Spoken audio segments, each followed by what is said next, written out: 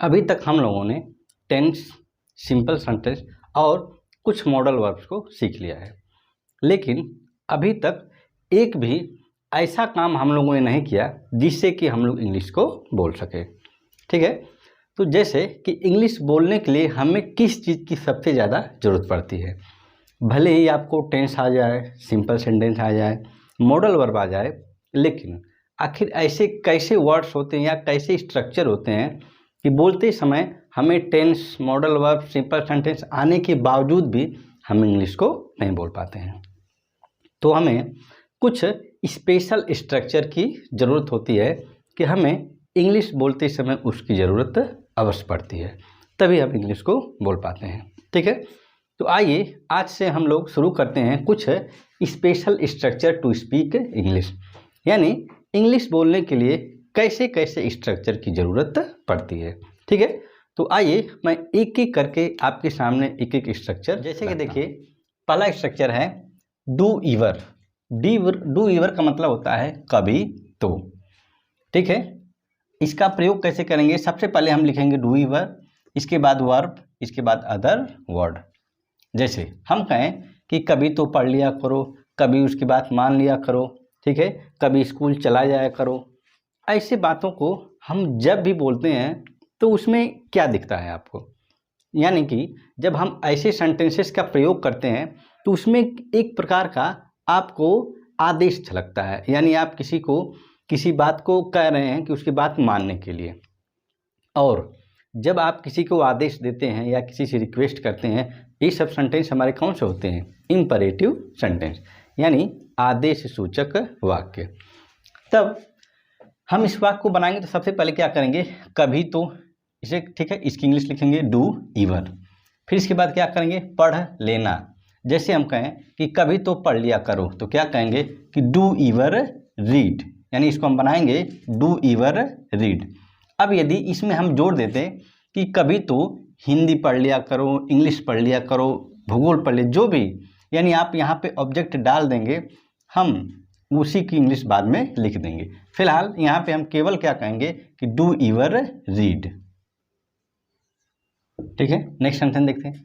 कभी तो उसकी बात मान लिया करो, तो क्या कहेंगे कि do ever learn to him. Learn मतलब उसकी बात को सुनना या जान लेना, ठीक है, या उसकी बात को सीख लेना, इसका मतलब ये निकल रहा है। ठीक है, तो क्या कहेंगे? कभी नहीं या कभी तो की इंग्लिश क्या होगी? डू ईवर। इसके बाद उसकी बात को मानना, उसकी बात, वो हमारा क्या हो जाएगा? उसकी बात हमारा पॉजिटिव एडजेक्टिव के साथ ऑब्जेक्ट हो जाएगा, तो लिखेंगे। और मान लेना या सुन लेना, क्या कहेंगे? Do ever listen to him. ठीक है, देखिए फिलहाल अभी एक एक दो स्ट्रक्चर के लिए एक एक दो एग्जाम्पल बहुत हैं।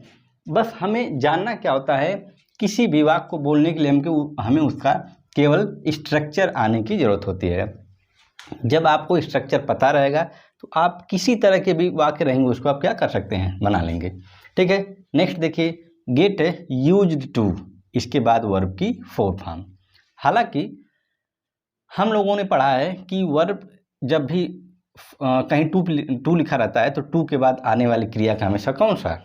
फर्स्ट फॉर्म लिखा जाता है, लेकिन वो टेंस में या इन्फिनिटिव रूप में होता है। यहाँ पर अक्सर आप जब ऐसे बात करते हैं कि इसका मतलब देखिए क्या होगा? गेट यूज्ड टू, इसका मतलब होता है आदत डाल लो या आदत डाल लेना। ठीक है, तब हम क्या करेंगे? सबसे पहले लिखेंगे कि आदत डाल लेना की इंग्लिश गेट यूज्ड टू, और उसके बाद आएगी क्या? वर्ब की फर्स्ट फॉर्म में आईएनजी, यानी कि वर्ब की फोर्थ फॉर्म। क्या कहेंगे? जैसे कहें कि पढ़ने की आदत डाल लो, तो क्या कहेंगे? Get used to reading. Next देखिए सुबह उठने की आदत डाल लो, तो क्या कहेंगे? Get used to getting early in the morning. Next देखिए इट डजंट बेफिट। बेफिट मतलब होता है शोभा नहीं देना। जैसे मैं कहूँ कि आप एक बहुत अच्छे लड़के हैं और यदि आप किसी बुरी संगत में या किसी ऐसे लड़के के साथ या किसी ऐसी कंपनी को आपने ज्वाइन कर लिया या किसी ऐसे दोस्त को आपने मतलब अपना दोस्त बना लिया जो वास्तव में बहुत अच्छा न हो, तो वो बहुत बुरा है। और यदि आप उसके साथ कहीं चले जाते हैं तो लोग क्या कहते हैं आपको उसके साथ जाना शोभा नहीं देता, ठीक है। या कोई बहुत अच्छी जगह ना हो और यदि आप वहाँ पे चले जाएं तो कोई आपको देख कर कहेगा कि ऐसा कि आपको वहाँ जाना शोभा नहीं देता है, यानी इस काम को करना आपके ऊपर अच्छा नहीं लगता है, और या कह सकते हैं कि यह काम आपके ऊपर जचता नहीं है, ठीक है।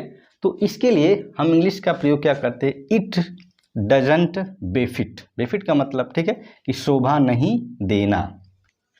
जैसे हम कहें कि उससे बात करना आपको शोभा नहीं देता, मतलब कोई बहुत अच्छा लड़का ना हो तो क्या कहेंगे कि आप बहुत अच्छे हो, और यदि कोई बहुत अच्छा ना हो और आप उससे बात करेंगे तो कोई आपको देखेगा तो कहेगा कि आप इतने अच्छे हैं, आपको उससे बात करना शोभा नहीं देता। तो क्या कहेंगे, इट डजंट बेफिट यू, ठीक है, it doesn't befit you talk to him. देखिए यहाँ पे हम क्या करेंगे, बेफिट के बाद आपको हम सब्जेक्ट लिखेंगे, और किससे बात नहीं करना अच्छा लगता है, उससे, इसको हम लास्ट में लिख देंगे हिम। तो क्या कहेंगे, it doesn't befit you talk to him. Next देखिए, वहाँ जाना उन्हें शोभा नहीं देता, ठीक है। उन्हें मतलब कौन, यानी दे, उन्हें जाना वहाँ शोभा नहीं देता।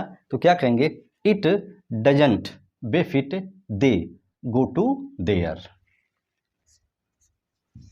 ठीक है। देखिए अब कुछ लोगों के मन में आएगा कि यहाँ पे हमने डजंट का प्रयोग क्यों किया है और यहाँ पर तो प्लूरल सब्जेक्ट है, ठीक है।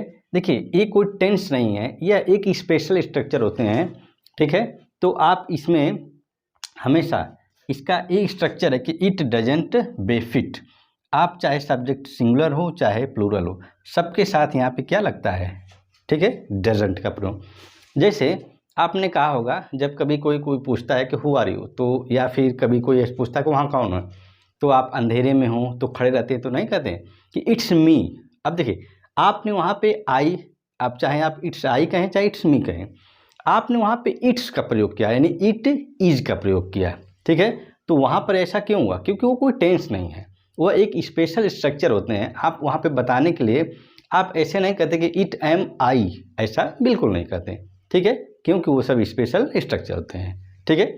आइए अब कुछ और स्पेशल स्ट्रक्चर को देखते हैं। देखिए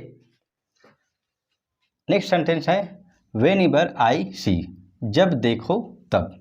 अक्सर ऐसे वाक्यों को बोलने की ज़रूरत आपको पड़ जाती होगी। जैसे अक्सर आप कहते होंगे जब देखो तो वह पढ़ता रहता है, जब देखो तो वह खेलता रहता है, जब देखो तो वह हंसता रहता है।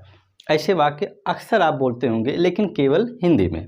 इंग्लिश जब नहीं मालूम रहती तो आप उसको इंग्लिश में नहीं बोल पाते हैं, ठीक है। तो इसको इंग्लिश में क्या कहते हैं कि व्हेनेवर आई सी। यहाँ पे आई क्यों लिखा है, देखिए आप ही तो बोलेंगे ना, आप ही तो कहेंगे कि मैं जब भी उसे देखता हूँ, इसका सेंस तो ये निकला, ठीक है। तो क्या कहेंगे, जैसे वाक्य है कि जब देखो तब वह बातें करता रहता है, इंग्लिश में कैसे बोलेंगे, whenever I see he keeps talking, ठीक है। अब देखिए यहाँ पर हमने कीप्स का प्रयोग क्यों किया, क्योंकि आपको एक सेंटेंस मालूम होगा, किसी काम को करता रहता है, ठीक है। जब ऐसे कभी भी कोई वाक्य आता है यह टेंस के अनुसार होता है तो वहाँ पर आप किसका प्रयोग करते हैं, कीप का प्रयोग। सिंगुलर शब्द के साथ यस या यस लग गया, जैसे कि यहाँ पर। अगर प्लूरल होता तो वहाँ पर कुछ भी नहीं लगता। अगर वह अब यह वाक्य पास्ट में होता कि जब देखो तो वह खेलता रहता था, ठीक है, तो क्या किया जाए, तब यहाँ पे कीप के बजाय क्या हो जाता है, किप्ट हो जाता है, ठीक है। नेक्स्ट देखिए, और देखिए यहाँ पे कीप्स लिखा है, कीप्स के बाद आने वाली क्रिया जो होती है वो हमेशा ING फॉर्म में होती है, ठीक है।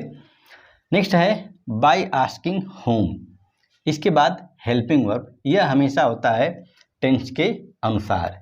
इसका मतलब होता है हिंदी में कि किससे पूछ कर, ठीक है, किससे पूछ कर, ठीक है।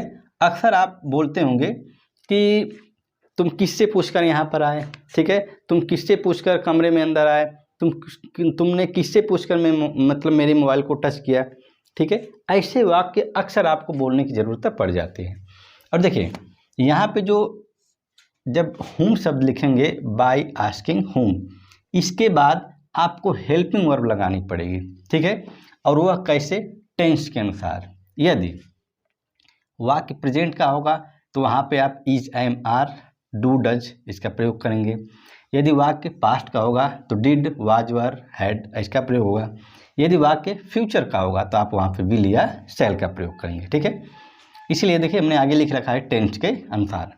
जैसे देखिए किससे पूछकर तुम वहाँ गए तो क्या कहेंगे, bye asking home, bye asking home. अब देखिए ये कौन सा टेंस है, ठीक है, ये है पास्ट इंडिफिनिट। तो अब टेंस सहायक क्रिया क्या हो जाएगी, हम इसके बाद लिखेंगे इसकी जगह पर डिड, फिर यू गो और कहाँ, वहाँ यानी देयर।